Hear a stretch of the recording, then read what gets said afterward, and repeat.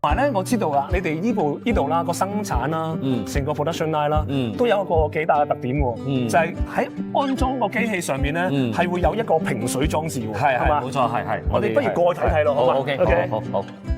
嗱，呢度係咪？我哋呢個平水裝置咧，就係為咗將啲機器做到更平衡，兩邊嘅軸心一致將個機器出嚟嘅品質更加好啊！如果即係話呢個平水裝置主要目的就係點樣咧？唔需要打平水嘅，因為呢個機器呢個平水平台咧，我哋已經係用車床機全部車平咗嘅。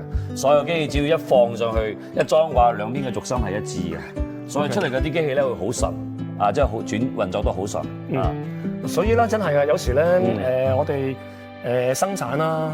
咁其實咧好多時咧就要鬥專業、鬥啲細位啊，係嘛？